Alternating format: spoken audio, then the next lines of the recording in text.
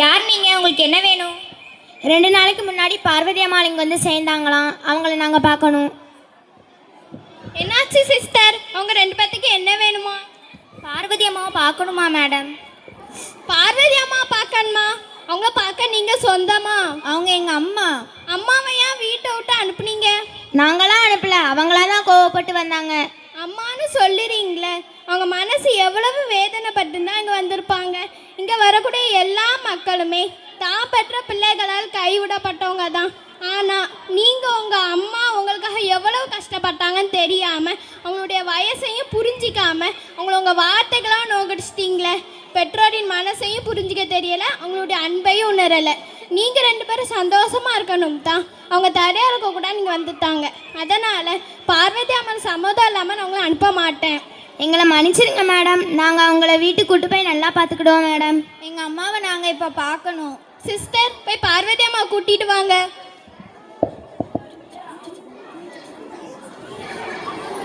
முருகா, கணேஷா, எப்படிப்பா இருக்கீங்க?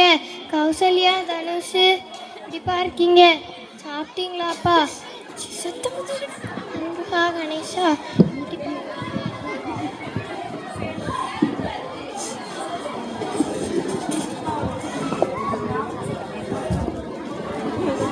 அம்மா, உனக்கு என்னாச்சுமா?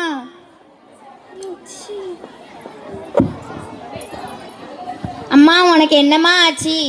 மேடம், எங்கள் அம்மாவுக்கு என்னாச்சு? உங்கள் அம்மா மனசளவில் ரொம்ப பாதிப்பு அடைஞ்சிருக்காங்க. அதனால் தனக்கு தானே பேசிகிட்டு இருக்காங்க. அம்மா, உனக்கு என்னம்மா? நீங்கள் ஏம்மா தனக்கு தானே புலம்பிக்கிட்டு இருக்கேம்மா? உன்னோட நிலைமைக்கு நாங்களே காரணமாயிட்டோம்மா. எங்களை மன்னிச்சிருங்கம்மா. எங்கள் கூட வந்துருங்கம்மா. எங்களை மன்னிச்சிருங்கம்மா.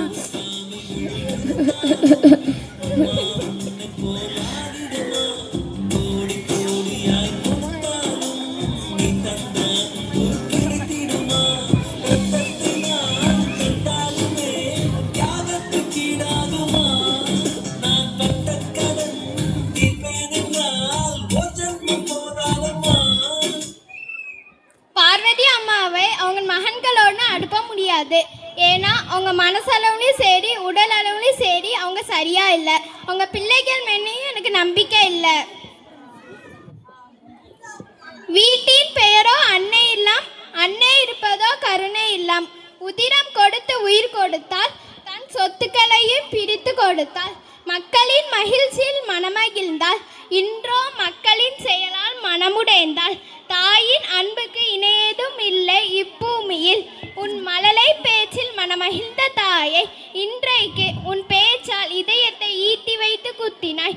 தாய்ப்பாலுக்கு கணக்கு கேட்டால் எந்த பிள்ளையாலும் அந்த கடனை அடைக்க முடியாது. பெற்றோரை போற்றுவோம், வாழ்வில் சிறப்போம்.